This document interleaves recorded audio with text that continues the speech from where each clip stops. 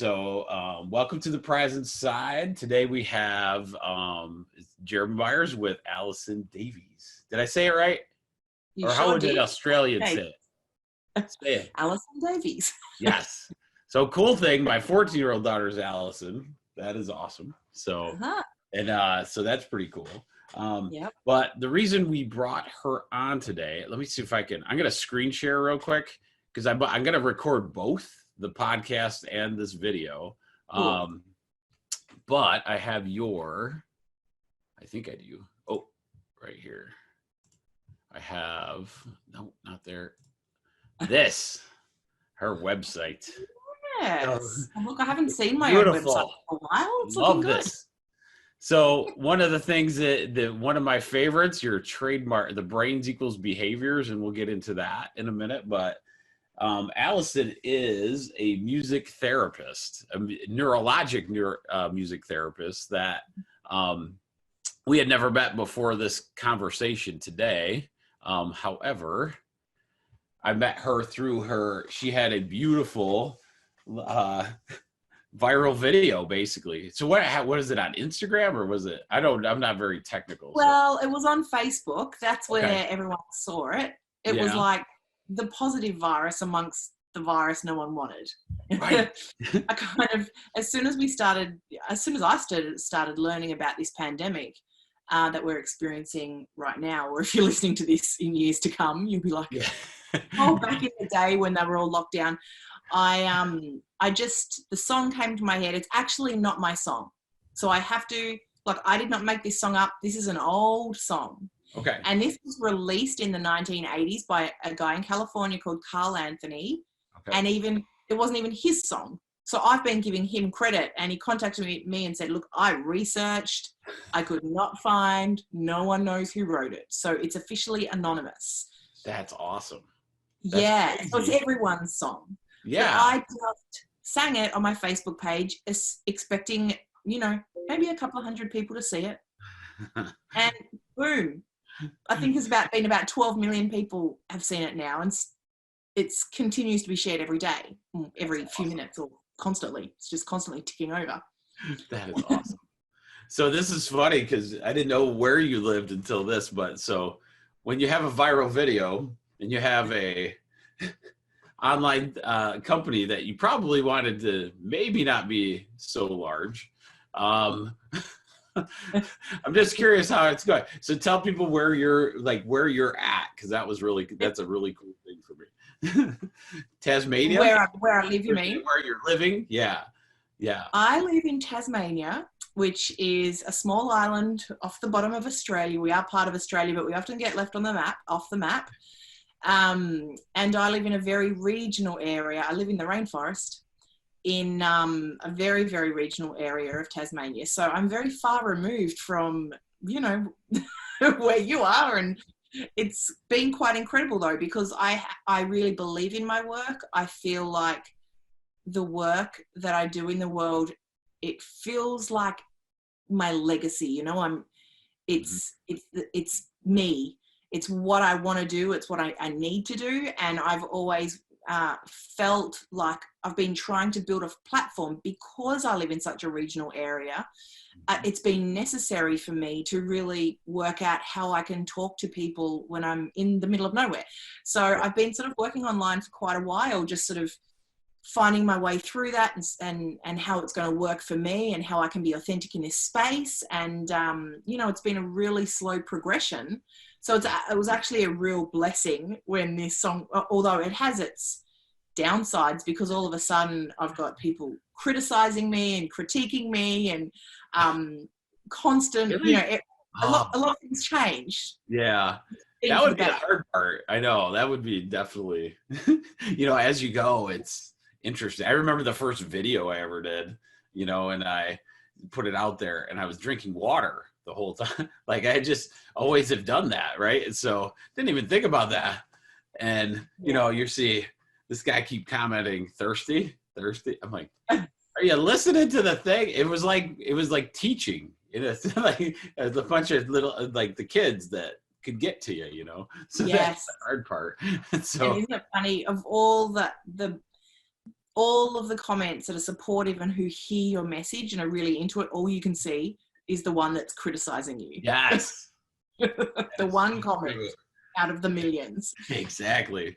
That is the hardest part of, holistic healing in a sense as well. Because you see, like I always say many times in our chiropractic world, so many positives throughout a day, but the one case that you can't figure out, and that will bug you the rest of the week, and that's the hardest thing.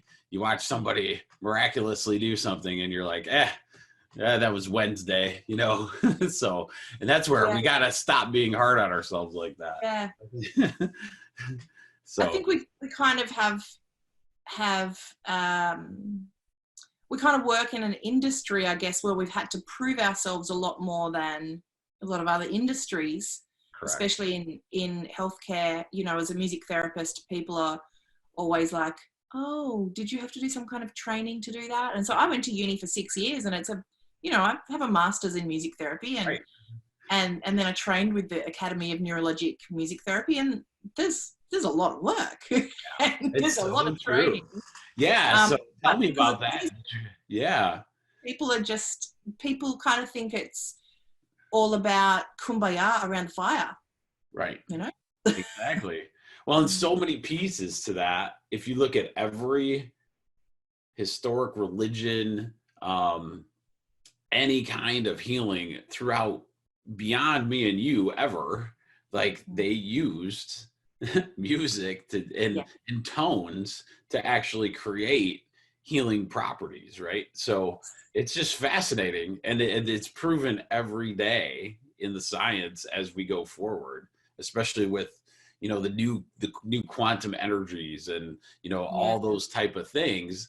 They're finding out that this is to me, it's the new healthcare. It's the new way of understanding, instead of what we call, I heard this the other day, we decided, because it's easier to test, but the biochemical is the way that we currently view healthcare, that you have to have some kind of chemical. And because that process is easy in a lab, it has become what we do. When there's data after data after data that states that there's other ways, and that's what is so fascinating about what just that your tones in that brought, I did it as an experiment. So hopefully I'll figure out how to link it, or maybe I'll make you sing it a little bit. You don't have to do the whole thing. I know. Well, you probably do that for a living, so you're probably good. So but what happened was I put it in front of my 10-year-old, which I thought would be the place to go, because the pandemic hits children just as hard in having the parents fear and those kind of things. So then I stuck it in front because she knew how much stress was going on, and she essentially grabbed the phone from me, and she's listening to it and just kind of playing it over and over again. But that whole brain concept, that creating the behavior, I want you to talk a little bit about that portion, because I think it's going to help so many people getting out there. Yeah, well, I've said this to a lot of people. Whenever I say to people, I've got to tell you, it's not my song. I don't know why. It's just when I sang it, everyone listened, and everyone is saying to me, it's because you gave us some science, and you really made us understand the importance of singing and actually what was happening. And so I really value that feedback, because that's exactly, what I try and do in life. And, what we've learned about neuroscience, even in the last sort of 10, 15 years, has shared so much brilliant information on the value of music. In fact, the science shows us that when we experience music, and experiencing music means making it, listening to it, or even thinking about it. So when it gets stuck in our head and it's an earworm and we're just singing it inside, that is an experience of music.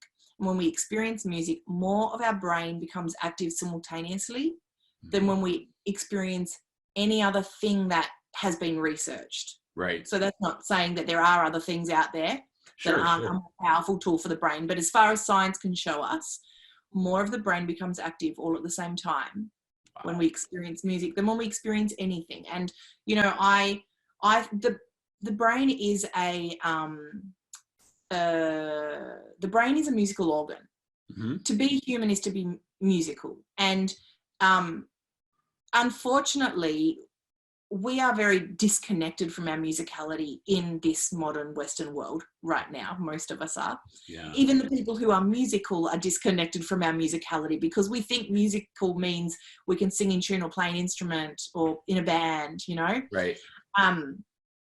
But, you know, in fact, and you sort of touched on this a few minutes ago, like back in the day, so music, every single culture in the world has music. Every single culture in the world. Every culture in the world used to make music communally and together and as a very important part of their cultural experience. And then about 400 years ago, and I don't know why this happened, but it was a really bad move. About 400 years ago in the Western world, mm-hmm. someone decided that music would be for these privileged people, and then the peasants right. would be the listeners. You know, this became this us and them divide, and it was the people who could access it versus the people who couldn't, and the musical people versus the non-musical. And we are victims of that has carried through the Western world in all facets. You know, we think of music as entertainment, and we're either a musician or a listener, and we love music. We can all love music, but that doesn't mean we all recognize our own intrinsic musicality. And this is a problem, because when the science shows us that our brain is a musical organ, but right. culture is showing us that we've been conditioned to not feel that we're musical unless we can play a Western instrument, which, let's face it, they cost thousands of dollars, and can afford or can be privileged enough to access music teachers and instrument tutorials. And, you know, music has become a very privileged, the way we experience music has become a very privileged thing. And it's just getting further and further from the way I believe music is meant to be experienced. I believe music is an umbrella term for a sum of all its parts, all the little things that come together to make up music. So we tend to think of music as what we're listening to on the radio or on the playlist, or the performance we're going to, the concert. That's the polished version. It's the thing. Right. But actually the thing is just an umbrella term for melody, harmony, frequency, vibration, rhythm, repetition, yes. tempo, even silence. Like, you literally cannot have rhythm without silence. Right. And physicality. Yeah. Movement, like the way our brain tells our body to move is based on the rhythms that it is detecting in the environment. So the physicality of music, there are so many parts of music that we don't really understand, and we really don't know how musical they are and how important they are to us as people. And because of all these tiny little things, the brain responds to all of those little things in different ways, which is why we have such a whole brain reaction. So when we hear a song like Every Little Cell, there's a few things there. The brain especially loves simple melody, because we are born with the ability to analyze, enjoy, and respond to music. And so the more simple it is, the more predictable it is. So if we hear a tune like any nursery rhyme tune, right. you know, hot cross buns, it's just, we intrinsically, from the moment we're born, that resolves for us. That melody, hot cross buns, or twinkle twinkle little star, it makes sense. The way it moves makes sense. The way it finishes off makes sense, and we can predict that the tune is going to move that way. Yeah. And then when our brain predicts something and then it comes true, our brain feels in control. And so a brain in control is not a brain in survival mode. So from the moment we're born, this is why we are singing lullabies and nursery rhymes to our children, because we instinctively know that this is what helps them feel safe. Yeah. I really think that one of the reasons that Every Little Cell became so popular after I sang it online was because it reminded people that at times of uncertainty or fear or unknown, like when we have a brand new baby, the first thing we do is sing to our babies. That is the first, it was the one thing every person in the world does. Right. It's like, oh my gosh, I've got a baby. I don't know what to do. Just going to sing. Because that totally makes sense.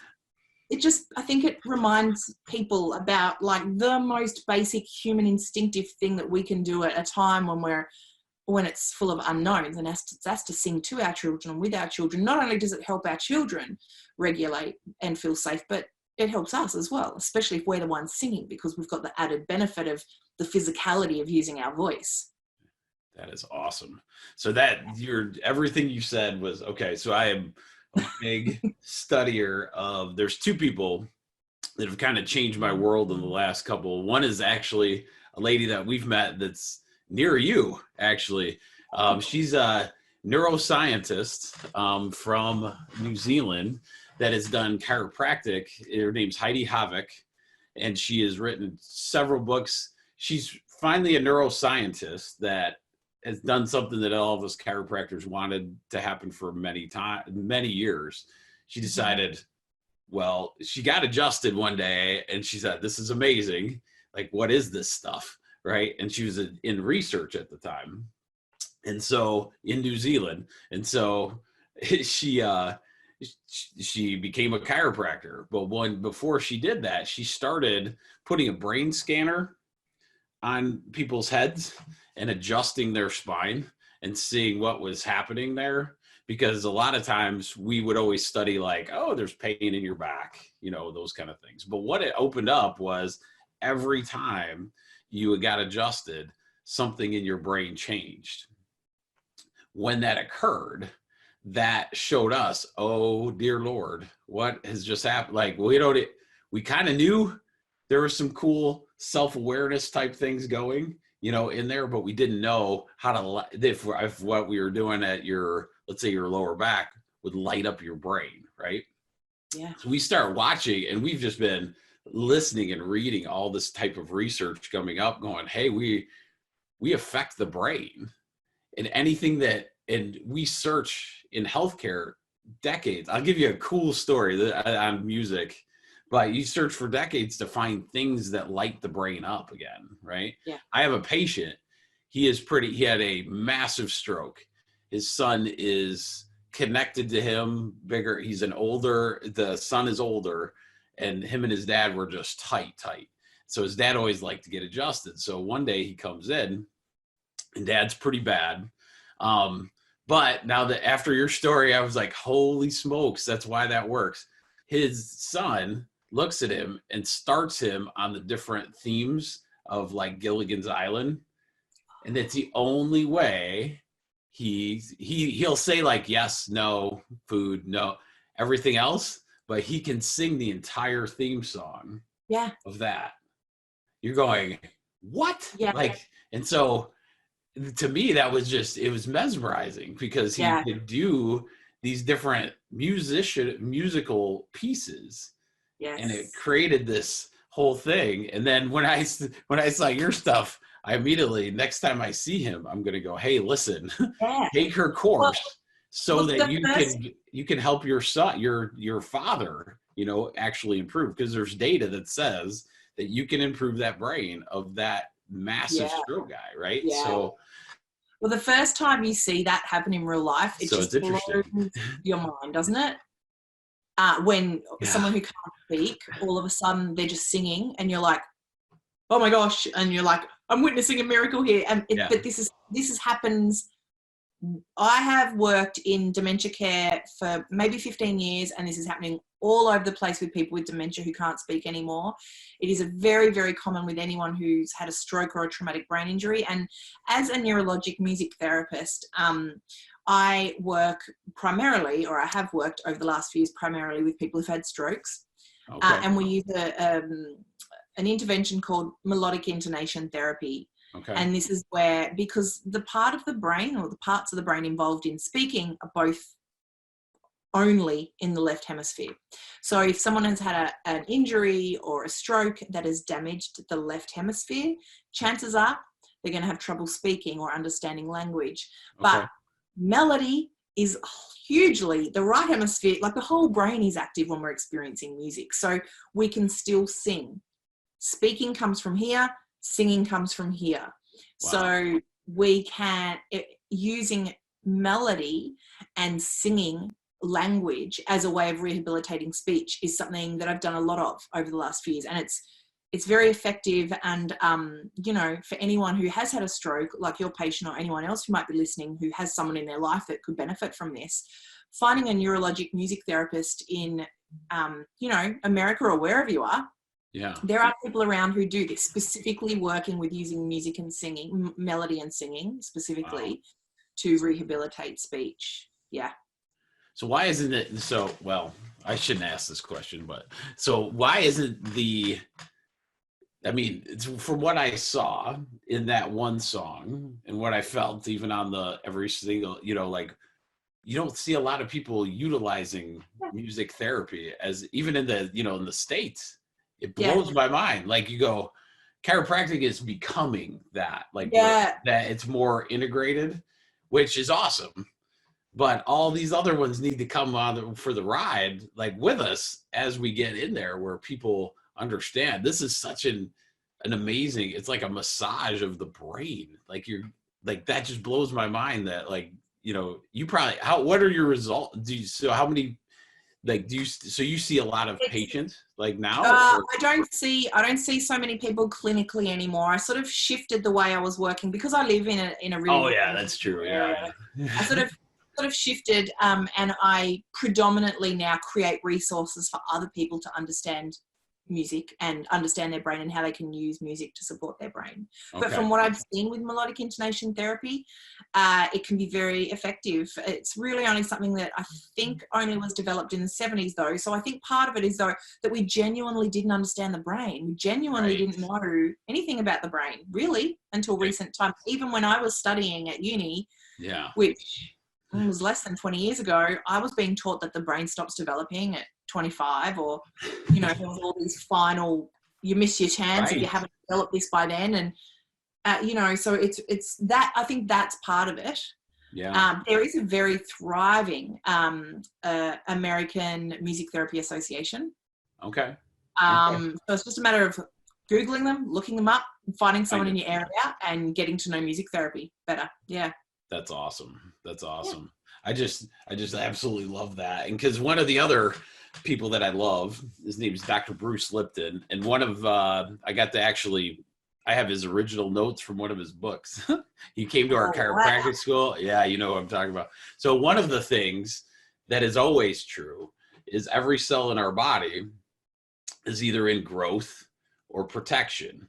So that means even they've shown this in DNA where your DNA strand is tight. It's like a fist if you're in protection, but you send in frequencies, sound therapies, those kind of things, it actually loosens up. To me, that was the mind blower, right? So all of a sudden you have good therapies, right? So like good frequency type music, you know, or those kind of things will actually open up those like DNA, because protection is just you trying to get through the day, right? And that tightens everything down, not the ability to grow. And then as soon as you change or shift, and the easiest, it has to be music. It has to be that must be the easiest way to shift that cycle over, I would think, because speaking doesn't necessarily do it anymore, you know? Yeah. And our voices are so suppressed, you know, the way we use our voice in this modern Western world. And I always bring it back to us in the modern Western world, because we're the ones who are really having the worst possible lifestyle for us. If you look at all the different lifestyles, it's this fast-paced, sensory dense, expectation-filled, rushed, hurried, like strive for success type lifestyle, you know, that's just no good. Oh, now I've lost what were we talking about? We were talking about growth and protection. So, and then I think, you know, like with music, it's just one of those things. Yeah. Where those. So I've remembered. So because we're part of this Western modern culture that there's all these rules, and one of the rules is that the way we use our voice, it's very serious. It's cognitive, it's in conversation, it's well thought out. Even with expressing ourselves emotionally, there's rules around it, you know. Yeah. We can't be emotional for too long. Do Right. not be emotional at work. Only Right. a few people that you can really be emotional around. And then you've got to be emotional for a little while. And then you've got to then you've got to hold space for the other person for them to be emotional. And it's like, these are the rules. They can be more emotional than me because they're more involved in that situation or whatever. We've got all these rules around the way we use our voice, which keeps our voice very suppressed. Wow. However, when we access our musicality, when we sing, when we use our voice in a way that our brain perceives as melody, everything changes. Yeah. The nervous system, when we try and cognitively talk about how we feel or what's going on or what we need, and this constant, I don't know if it's the same in America, but here there's a real big push for the people who are the most depressed and most vulnerable and most anxious and most struggling. There's this push for them to talk to someone and reach out and talk to someone. And it's a very unrealistic and difficult thing to do, because when you are dysregulated or you're in survival mode or you are shut down or you're not coping, the prefrontal cortex completely becomes inaccessible. And the prefrontal cortex is where the two parts of the brain are that are involved in language. So the Broca's area and the Wernicke's area. So the Broca's area on the left, they're both over here on the left, quite close to the temporal lobe. Yeah. And Broca's area is in charge of our verbal, like, expressive language. So all of our ability to speak. Yeah. And the Wernicke's area is in charge of our ability to know what words mean what and what words to put in sentences and what other people are talking about. So when we are highly anxious or dysregulated, when we're in a really heightened state of arousal, these parts are really difficult and sometimes impossible to access. So talking is just unreasonably not, really the best way to go about things. And then all of the other things that happen in our prefrontal cortex are the executive functions, like the decision-making, the analyzing, the evaluating what we should do next, or the being able to flexibly transition between experiences, or change our minds and be spontaneous, or any of the things we need to do. All of those things can be really inaccessible when we are in a heightened state. Yet we can sing and we can make music, and that actually regulates us. Wow. So when we cannot speak and we cannot think clearly and we cannot make a decision and we cannot function very easily and we're just really struggling on all levels, we can make music and we can access our musicality in a way that turns the brain on. When the brain is active, these things become accessible again. So it literally is the simplest. Breathing, there are some really basic things that really just bring some life back to us immediately.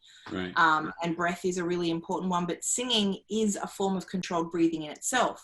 Right. Because when you sing out loud, when you're singing out, you're breathing out. You can't breathe in as you're singing. Right. So you sing a phrase and that's an out breath. And you breathe and you sing the next phrase. And so even if our children are anxious as well, we can sing with them or encourage them to sing with us, or just plant the seed, because with music, when we're doing it, it's just like planting the seed for them to join us without us having to actively go, right, let's sing a song. Kind of happens.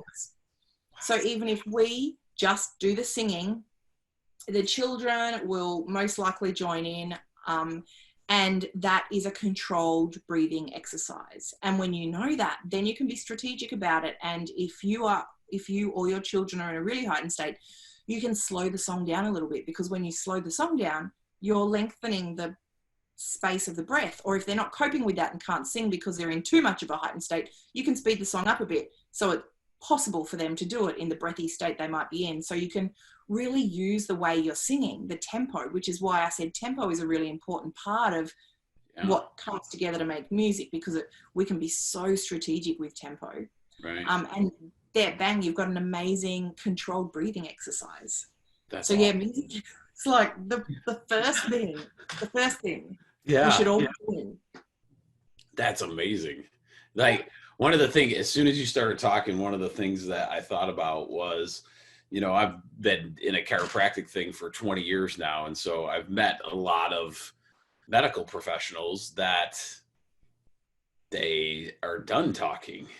They're done because their world is people talking to them. You know what I mean? And so it's interesting, to watch the amount of I don't know how you say it, the almost depression in, being a doctor of some sort. It doesn't matter what type of doctor, but and maybe they don't know what's coming, they've just done their job listening all the time, listening.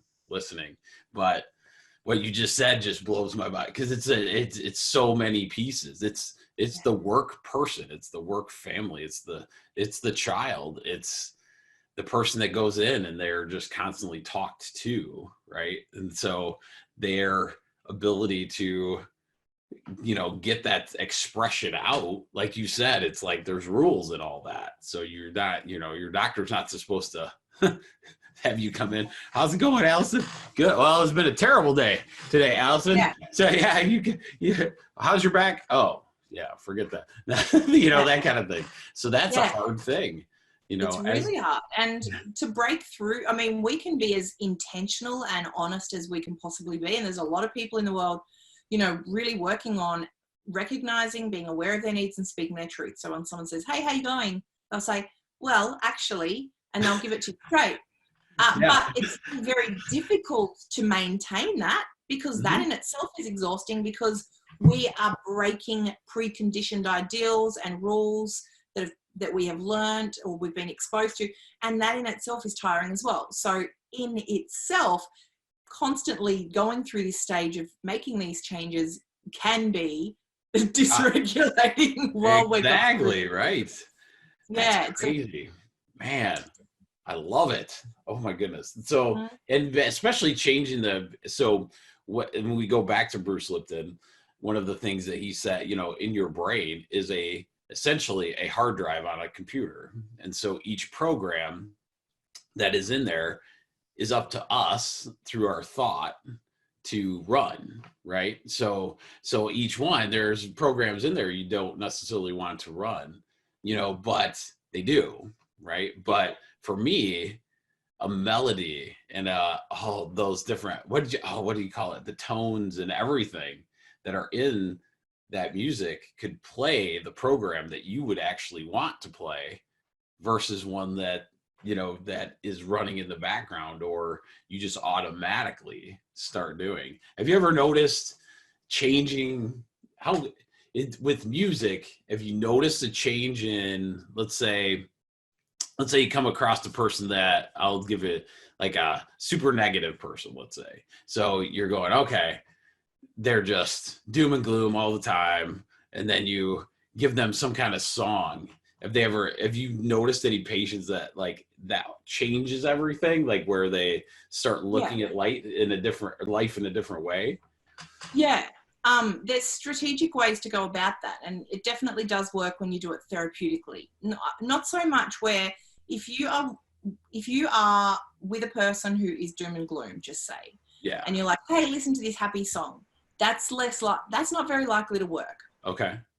But when we match the person where we're at, and let's talk about this in terms of someone who's in a very heightened state or really angry or really like intense, and they're like, that person. If you come up with the Zen whale songs, it won't work.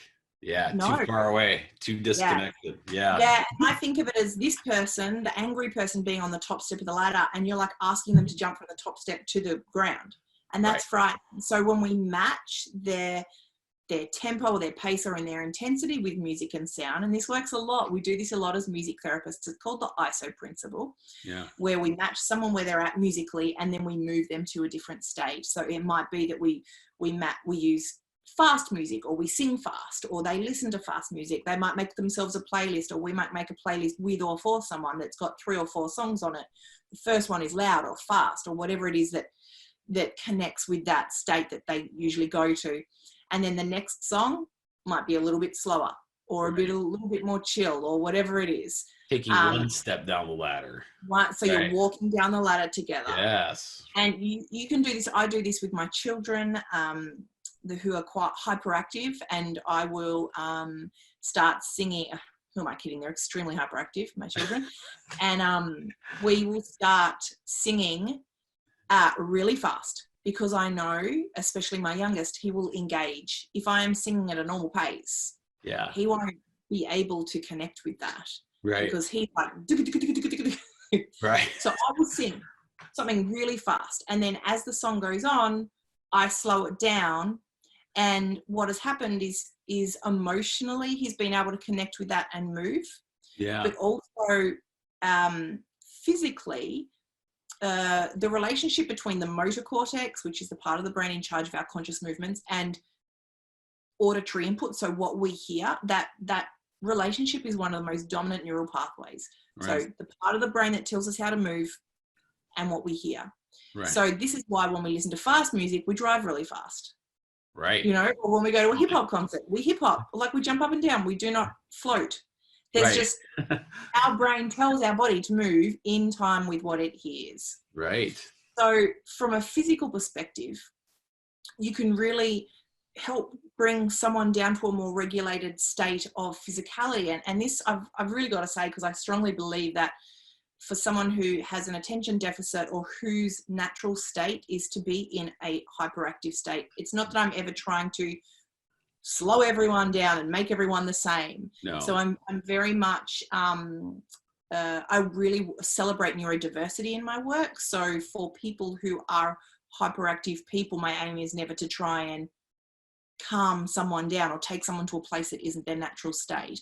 But that's also not to say that neurodivergent people don't, you know, have the right to their absolute sweet point, you know, right. Whatever is the best place for them. Absolutely. And so we can still recognize that, and they can recognize it in themselves, or their parents and caregivers can recognize it and work with their children to really find a spot that works for them. I do this with reading out loud as well with my son. So I'll start reading. Dr. Seuss is a good one for this because it rhymes. And rhyming is always easier to read in rhyme, like as if you're rapping. Yes. So I will start reading the Lorax or whatever it is, and I'll start reading really fast so he engages. And then as we go through the book, I start to slow down and slow down. He doesn't, once he's connected, he doesn't realize I'm slowing down. And we get to the last page and it's slow and it's meaningful and it's beautiful. And then he's ready. Wow. He's ready to sleep. I mean, it's not always that easy. Right. You can really, when you meet someone on the ladder and it goes the other way for someone who's really lethargic as well. Right. That, you know, totally if you match, you match with the music you're listening to. Yeah. And so, you know, this is something that people, massage therapists and yoga studios, and I think this is something that could really be utilized more, where we're actually being aware of the music that is playing when they're coming in. Yeah, it might be fast, or it might be a bit more intense, or it might match their, I've just run in from work, or blah, blah, blah, you know? Yeah. And that can be used, and that can sort of change throughout the session. That's something that I don't see a lot happening, but that might be something that happens in the future if people catch on to all of this music and the brain stuff. Yeah. You're blowing my mind right now. So that's like, I got so much to think about, because you went to the diversity part. Yeah. One of the things that I think you're saying is, because in my world, you'd call it sympathetic and parasympathetic. So you'd have those different responses, right? But it's, you know, in the medical sense, we always are trying to drive people in sympathetic down to parasympathetic. Yeah. In a sense, though, and I agree with you completely, that's not our job, actually. It's to find the middle point where they can choose which way they want to go. And so, you know, because you have hyperactive people and they might like to live that way, right? So, and like you just said it perfectly, they choose that as long as they understand where that balance point will be as they go. Oh, that's awesome. And pain for us, like in chiropractic, we see pain. So they're hyper fast, you know, moving, but then to get them down to that, you know, I will see it musically when you help somebody and that you almost get to see it right away. It doesn't happen every time, but that person that comes in, they got this massive headache, you adjust them, and then it's like you both feel it. It's like you were listening to rock music the whole time. We adjust you, and now, you know, the birds and meditation happening, and they're like, oh my gosh, thank you. And it was like this breath they could take in. You know, that amazes me to that. You know, you can do the same thing with the way you use your hands, the pressure as well. So when you are, this is another interesting thing. I didn't even know this until another music therapist told me this last year, and this blows my mind too. Yeah. the proprioceptive input that somebody receives when you are squeezing. So for those of you listening who might not know what proprioception is, it's an internal sense. It's one of the sensory systems, and it's that sense that you get inside your body when you can feel your body doing something. That, like if I stretch out my arms right now and I close my eyes, I still know that my arms are stretching out, and that's because of that feeling inside them that tells me that they're stretching out. That feeling is proprioception. It's very good for our brain. Our brain uses that to stay organized and to do its job. Yep. So this is why physical and somatic therapies and physical, like chiropractor and all the things where we're using our body or having our body being touched or squeezed or whatever, it's really, really good for us. Yeah. When you use squeezing or pressure or using your hands on the body in conjunction with a beat that you can hear, the proprioceptive input lasts longer in our body. Nice. So if you are working with a child, so the example that the music therapist gave me was that she works with children and she'll go, whatever the song might be, it might be row, row, row your boat gently down the stream. And so she's squeezing like this in time to the beat of the music. Wow. And the research shows us that the proprioceptive impact is longer than That's if crazy. the exact same intervention happened without the rhythm, the auditory rhythm. That is awesome. Uh-huh. That is awesome. Does that make sense why people gravitate to music when they're exercising as well? So now you have, your own music that a lot of people are in their ears, and they're able to go probably beyond if you didn't have that. You know what I mean? Absolutely. Because it keeps if you're hearing the beat, your motor cortex is going to be telling your body to move. Yeah. The science of that is just, you never think about that, but that's why, that's why I feel so good at that. Yeah. Wow. That's awesome. So before I want to get into your, let me read a couple of these. So, cause I made you fill out the sheet, and I know, but I love your optimistic quote.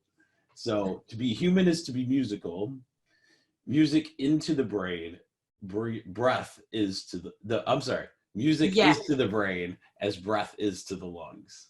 That is awesome. I love that. So, look, when I say that, I got to be careful, because it literally, if you were taking this very literally, it's not exactly the same. Music isn't.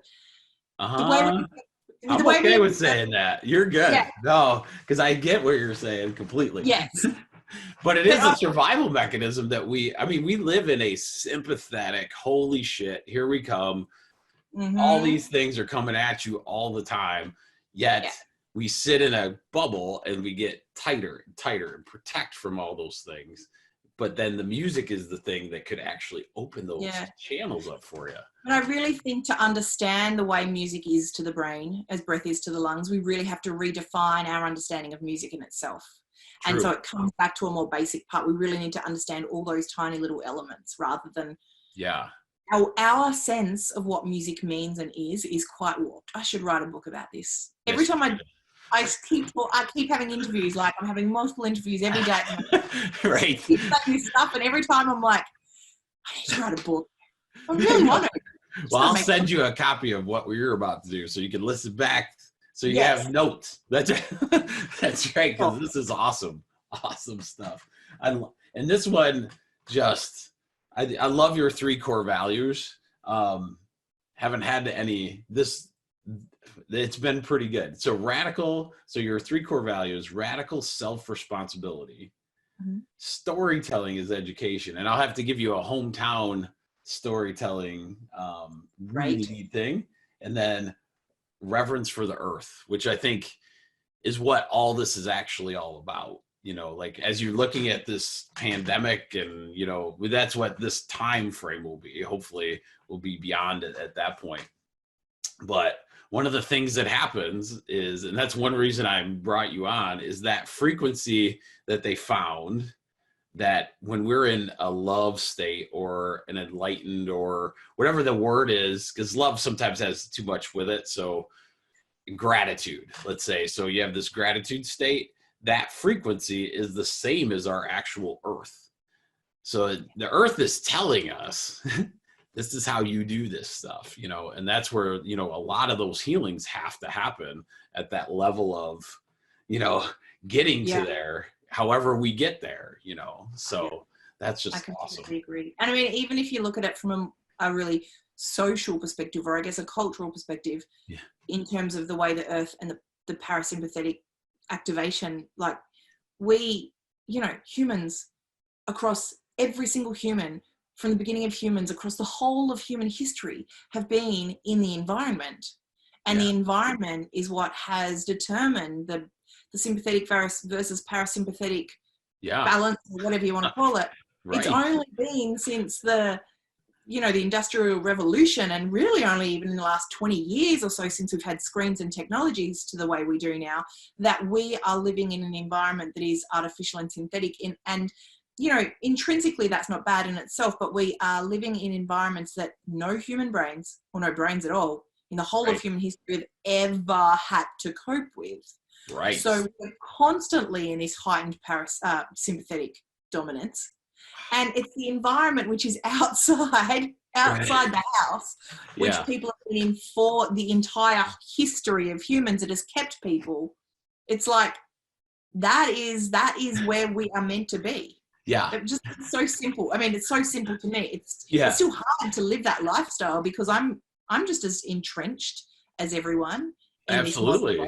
I think that's one of the keys that we have to understand is it's not going anywhere, with technology and those kind of things, but putting it in its place might be our next move. Because right now it's kind of like, probably, I'm guessing, the first automobile, or something like that, where we haven't even began. I mean, the amount of information our children will have to deal with, maybe they get used to this stuff, right? And it's each generational will have something that hits you like that. I have this vision of, like, if our brain evolves to the point where it genuinely can integrate and process all of the information that's coming to it every day, our brain will be like shaped like this, like our frontal cortex will be shaped like this, because there's no other way that the brain can possibly cope with the sheer volume of information coming at it. My kids will be very offended, but you ever watch Indiana Jones?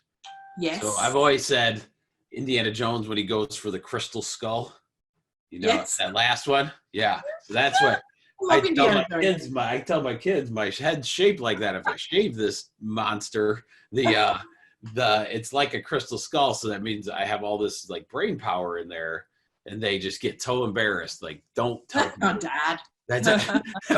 But I was like, that's what's going to happen to our brains. They got to go somewhere. We got to keep wrapping up. Either our brain evolves. I know, it's so true. Or either our brain evolves, or we continue not to cope, and we continue to be shut down and anxious.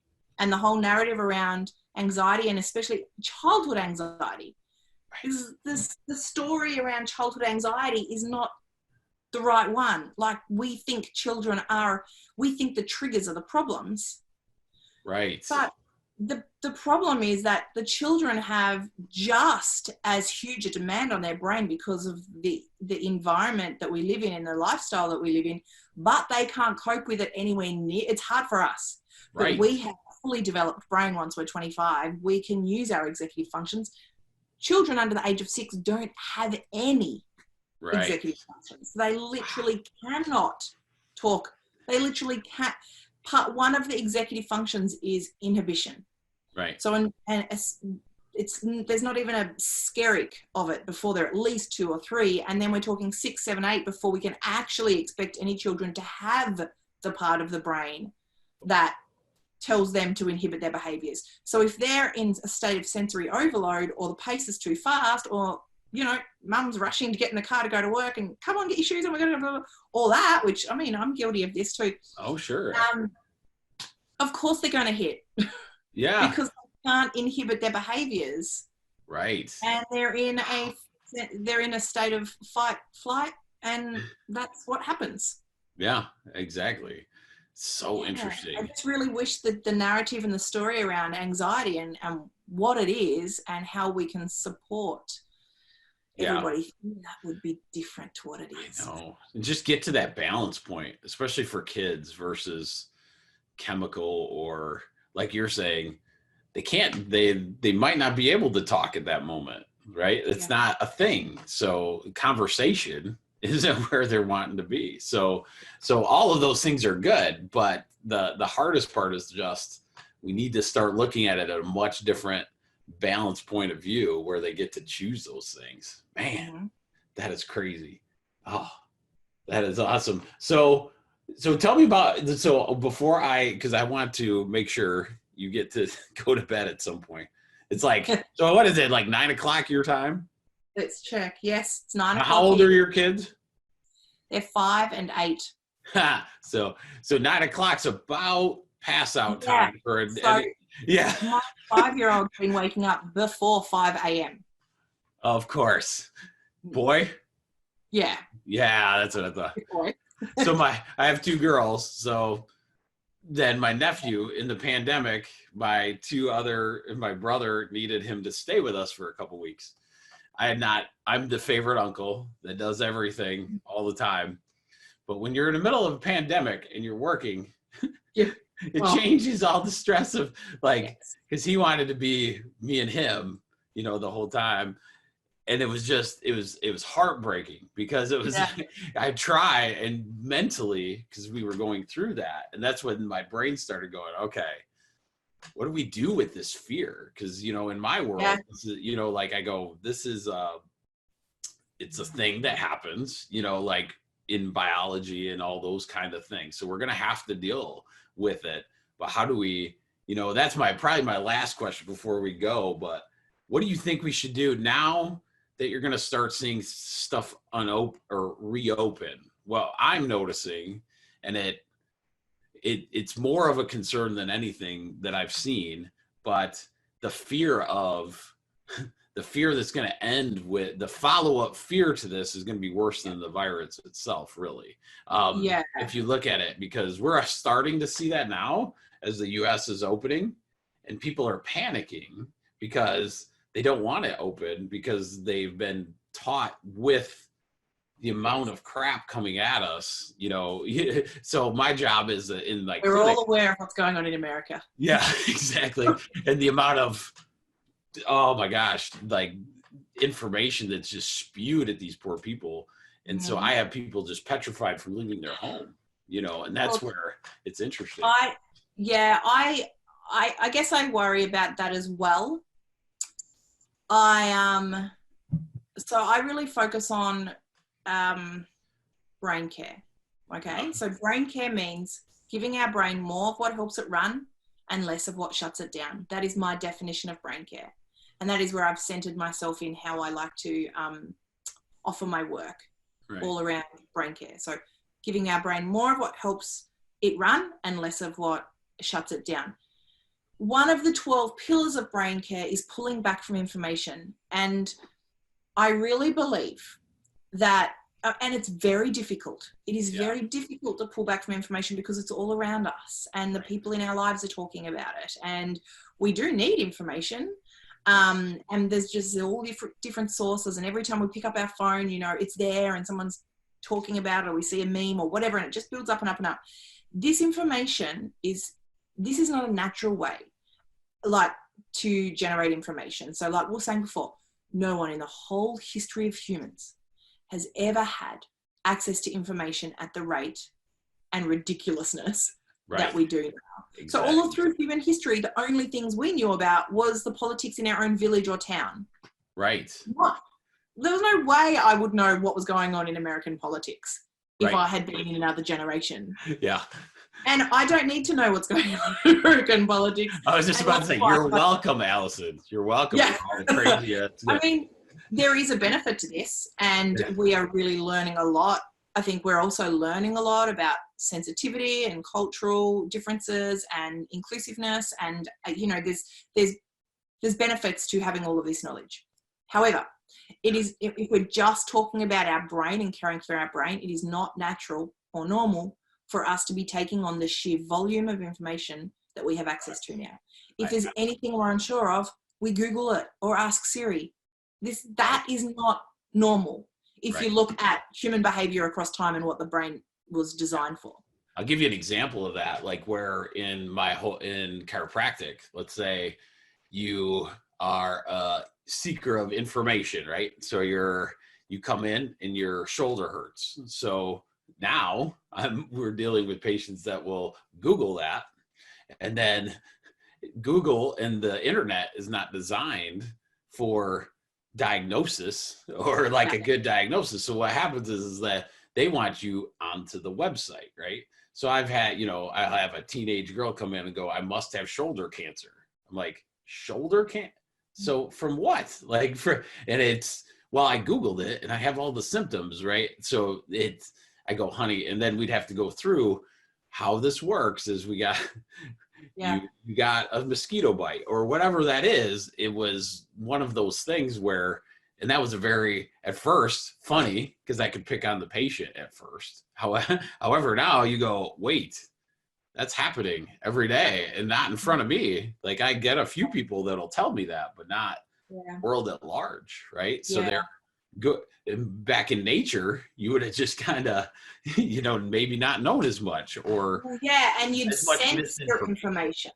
Right. You'd sense your information from what was happening in your environment. And so all you'd really know about was what's happening with the weather, what's happening in your immediate surrounding in terms of, are you safe? Yeah.